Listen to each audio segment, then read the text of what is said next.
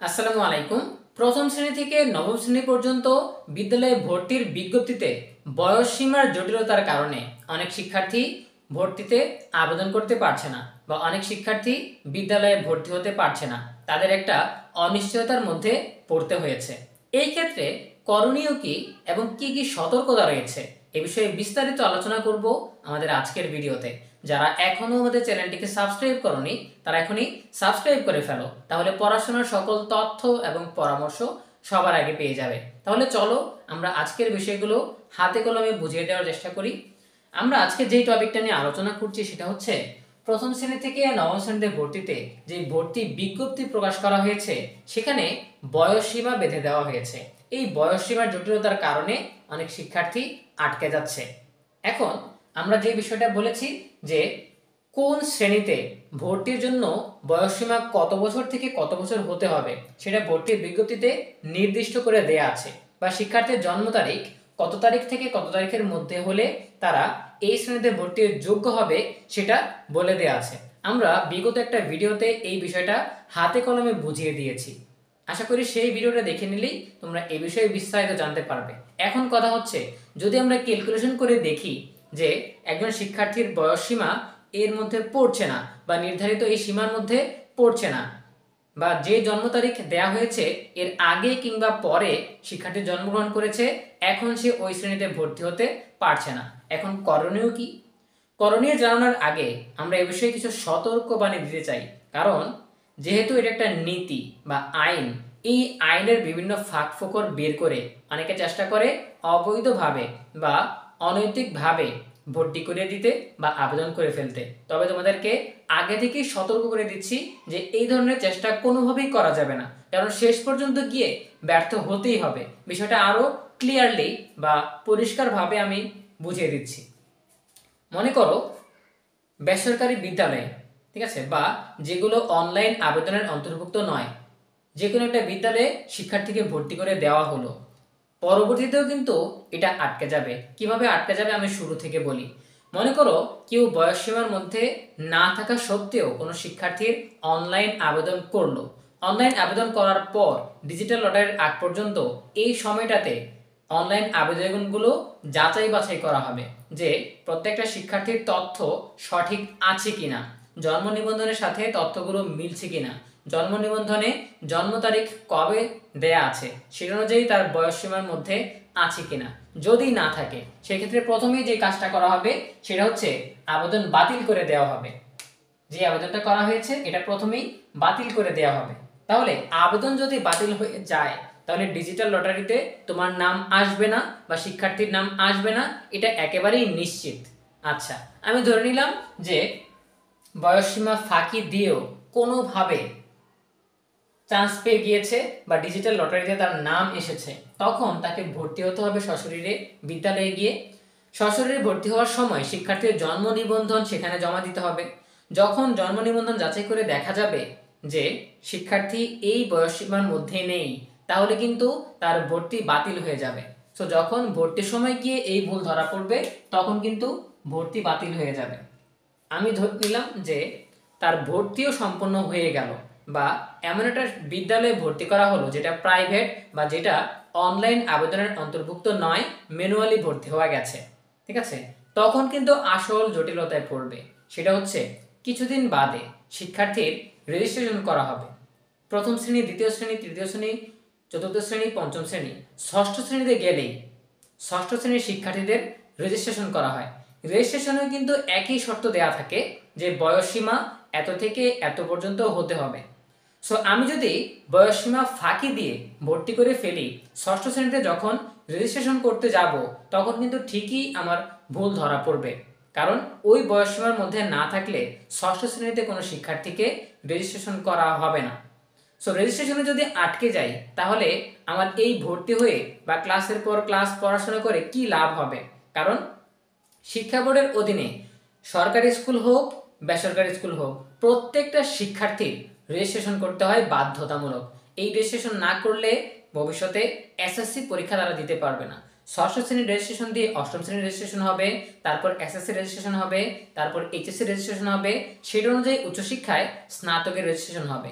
So registration কোনোভাবেই ফাঁকি দেওয়া যায় না, ঠিক আছে। সো রেজিস্ট্রেশন করতে গিয়ে কিন্তু সে ধরা পড়ে যাবে, তার রেজিস্ট্রেশনে জটিলতা তৈরি হবে, তার রেজিস্ট্রেশন বাতিল হয়ে যাবে, তখন কিন্তু আরো বড় ধরনের ঝামেলায় পড়তে হবে। তাই আগে থেকেই সতর্ক করে দিলাম যে কেউ যদি এই বয়সসীমা ফাঁকি দিয়ে শিক্ষার্থীদেরকে কোনো সরকারি কিংবা বেসরকারি যে কোনো স্কুলে ভর্তি করে, তাহলে ভবিষ্যতে কি কি সমস্যার মুখোমুখি হতে হবে। সো এই জন্য আমাদেরকে অবশ্যই বয়সসীমার বিষয়টি মাথায় রেখেই শিক্ষার্থীকে ভর্তি করতে হবে। এখন যেহেতু বয়সসীমার মধ্যে আমি শিক্ষার্থীকে একটা শ্রেণীতে ভর্তি করতে পারছি না এবং আমি কোনোভাবে ফাঁকি দিলেও ভবিষ্যতে এর জন্য জটিলতায় পড়তে হচ্ছে, তাহলে আমি কি করব? তাহলে করণীয় আছে দুইটা। একটা করণীয় বা প্রথম করণীয় হচ্ছে যে উপযুক্ত শ্রেণীতে ভর্তি করা, তার বয়সসীমা অনুসারে যেই রেঞ্জের মধ্যে পড়ে, কোন শ্রেণীতে বয়সসীমা কত সেটা আমরা ডিটেলসলি ভিডিওতে আলোচনা করেছি বিগত ভিডিওতে। কোন জন্ম তারিখ থেকে কোন জন্ম তারিখ পর্যন্ত কোন শ্রেণীতে ভর্তির যোগ্য সেটা কিন্তু আমরা বলে দিয়েছি। এখন এই রেঞ্জের মধ্যে বা এই সীমার মধ্যে শিক্ষার্থী কোন ক্লাসে ভর্তি হওয়ার যোগ্য সেটা আমাদেরকে দেখতে হবে। যেমন নির্দিষ্ট বয়সসীমার যদি আগে হয় বা কোনো শ্রেণীতে ভর্তির জন্য শিক্ষার্থীর বয়স বেশি দরকার কিন্তু আমার একজন শিক্ষার্থীর বয়স কম, সেক্ষেত্রে আমাকে পরের বছর এটাতে আবেদন করতে হবে। আর যদি দেখা যায় যে আমার শিক্ষার্থীকে আমি ভর্তি করতে চাচ্ছি কিন্তু এই বয়সসীমা থেকে আমার শিক্ষার্থীর বয়সসীমা দেখা যাচ্ছে বেশি, তার মানে আমার শিক্ষার্থীর বয়স বয়সসীমার চেয়ে বেশি, তাহলে বেশি যেহেতু হয়ে থাকে, বেশি যদি হয়ে থাকে তাহলে বেশি হয়ে থাকলে সে পরবর্তী কোনো শ্রেণীতে ভর্তির যোগ্য, তাহলে সেই শ্রেণীতে তাকে ভর্তি করতে হবে। আমি যদি আরো ভালোভাবে বোঝানোর চেষ্টা করি, যেমন আমরা যদি গিয়ে দেখি যে ষষ্ঠ শ্রেণীতে একটা শিক্ষার্থী ভর্তি হতে চাচ্ছে, এখন তার বয়স অনুযায়ী যদি সে পঞ্চম শ্রেণীতে ভর্তির যোগ্য হয় তাহলে তাকে পঞ্চম শ্রেণীতে ভর্তি করতে হবে। আর যদি তার বয়স বেশি হয়, সে যদি সপ্তম শ্রেণীতে ভর্তির যোগ্য হয় তাহলে তাকে সপ্তম শ্রেণীতে ভর্তি করতে হবে। এভাবে শিক্ষার্থীর বয়স বিবেচনা করে কোন শ্রেণীতে পড়ে সেটা দেখতে হবে। এখন প্রথম শ্রেণীর ক্ষেত্রে যদি আমরা আসি, যে প্রথম শ্রেণীর ক্ষেত্রে এর আগে তো আর কিছু নেই, তাহলে আমরা দেখতে পাচ্ছি যে শিক্ষার্থী এখনো প্রথম শ্রেণীতে ভর্তির যোগ্য হয়নি, তার মানে তার বয়স কম, সেক্ষেত্রে পরের বছর ভর্তি করতে হবে। আর অন্যান্য শ্রেণীর ক্ষেত্রে আমরা যদি ষষ্ঠ শ্রেণীতে ভর্তি করতে যাই, শিক্ষার্থীর বয়স কম হয়, সেই ক্ষেত্রে পঞ্চম শ্রেণী চতুর্থ শ্রেণীতে ভর্তি করতে পারি, অথবা পঞ্চম শ্রেণীতে রেখে পরবর্তী বছর আমরা ষষ্ঠ শ্রেণীতে অ্যাপ্লাই করতে পারি, অথবা যদি বয়স বেশি হয়ে যায় তাহলে ষষ্ঠ শ্রেণীতে ভর্তি না করে সপ্তম শ্রেণী অষ্টম শ্রেণীতে ভর্তি করতে পারি। এইভাবে উপযুক্ত শ্রেণীতে ভর্তির ব্যবস্থা করতে হবে, ঠিক আছে। আচ্ছা, এই ক্ষেত্রে যে জটিলতার সৃষ্টি হতে পারে সেটা হচ্ছে ছাড়পত্র। দেখা যাচ্ছে যে আমি ষষ্ঠ শ্রেণীতে ভর্তি করতে পারছি না, সপ্তম শ্রেণীতে ভর্তি করতে হবে। এখন আগে যে স্কুলে পড়েছে সেখান থেকে ছাড়পত্র এই শ্রেণীর দিবে না, সেক্ষেত্রে কিছুটা ম্যানেজ করে নিতে হবে, বিষয়টা ভালোভাবে বুঝিয়ে বলতে হবে যে শিক্ষানীতির বয়সসীমা অনুসারে আমরা আটকে যাচ্ছি, এই জন্য আপনার সাহায্য দরকার।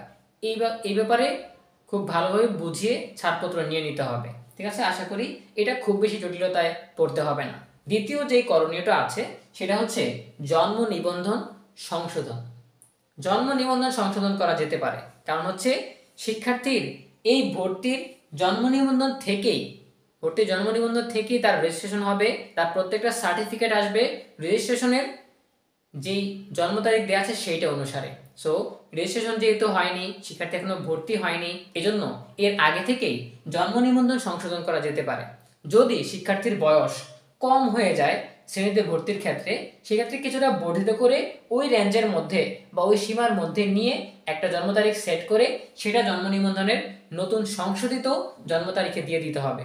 আর যদি শিক্ষার্থীর বয়স বেশি হয়ে যায় সেক্ষেত্রেও আরেকটু কমিয়ে এনে তাহলে ওই রেঞ্জের মধ্যে বা সীমার মধ্যে যে কোনো একটা জন্ম তারিখ নির্ধারণ করে সংশোধিত জন্ম তারিখ হিসেবে জন্ম নিবন্ধনে অন্তর্ভুক্ত করা যাবে। এই ক্ষেত্রে ইউনিয়ন পরিষদ, এরপরে যেগুলো পৌরসভা সেগুলো পৌরসভা কার্যালয়, সিটি কর্পোরেশনের সিটি কর্পোরেশন, এভাবে যার যার অনুযায়ী যেখানে জন্ম নিবন্ধন করা হয়, জন্ম নিবন্ধন কার্ড তৈরি করা হয়, সেখানে জন্ম নিবন্ধন সংশোধনও করা যায়। সো জন্ম নিবন্ধন সংশোধন করে ফেলতে হবে, ঠিক আছে, তাহলেই সবচেয়ে ঝামেলা কম হবে। জন্ম নিবন্ধন সংশোধন করে নিলে যদি শিক্ষার্থীর বয়স বেশি হয়ে যায় সীমার থেকে তাহলে একটু কমিয়ে দিয়ে, যদি শিক্ষার্থীর বয়স শ্রেণী অনুযায়ী কম হয়ে যায় সেক্ষেত্রে একটু বাড়িয়ে দিয়ে ওই সীমার মধ্যে জন্ম তারিখ যত তারিখ থেকে যত তারিখ পর্যন্ত হইতে পারবে আমাদের বয়স সীমা যেটা দেয়া আছে সেটা অনুযায়ী জন্ম নিবন্ধন কিছুটা সংশোধন করে নিতে হবে। খুব দ্রুত সময়ের মধ্যে করে ফেলতে হবে, কারণ অনলাইন আবেদন করার জন্য আর খুব বেশি সময় বাকি নেই। আজকের ভিডিওতে আমরা যেই তথ্যগুলো দিলাম সেই তথ্যগুলোর তথ্যসূত্র বা সোর্স হচ্ছে শিক্ষানীতি 2010 সালে যেই শিক্ষানীতি প্রণয়ন করা হয়েছে সেখানেই এই বয়সসীমা নির্ধারণ করা হচ্ছে। সেই অনুযায়ী অনুরূপভাবে ভর্তি বিজ্ঞপ্তি 2026 বিদ্যালয়ে প্রথম শ্রেণী থেকে নবম শ্রেণীতে ভর্তির যে ভর্তি বিজ্ঞপ্তি প্রকাশ করা হয়েছে সেখানেও এই শিক্ষানীতি অনুসারে এই তথ্যগুলো দেয়া আছে। এখন কেউ কেউ প্রশ্ন করছে যে আচ্ছা, এই নীতি কি সবসময় একই রকম থাকবে নাকি আমরা আগামী বছর ভর্তির সুযোগ পাবো? আগে থেকেই বলে রাখি যে এই শিক্ষানীতি 2010 সাল থেকে চলে আসতেছে, এখন পর্যন্ত বহাল আছে। সো আমি আগামী বছরে ভর্তি করতে পারবো, সেজন্য আমি যদি একটা বছর পিছিয়ে যাই আমি আরো বেশি বিপদে পড়বো। সুতরাং শিক্ষানীতি পরিবর্তন হবে এমন কোনো সম্ভাবনা আপাতত নেই, সুতরাং এই ধরনের কোনো ঝুঁকিতে যাওয়া যাবে না। সো আশা করি আমি বোঝাতে পেরেছি যে বয়স সীমার জটিলতায় আমাদের কি কি সতর্কতা রয়েছে, কি কি করণীয় রয়েছে। এ বিষয়ে আরো যদি বিস্তারিত কোনো কিছু জানার থাকে বা কোনো প্রশ্ন থাকে তাহলে কমেন্ট সেকশনে লিখে ফেলো, আমরা উত্তর দেওয়ার চেষ্টা করব।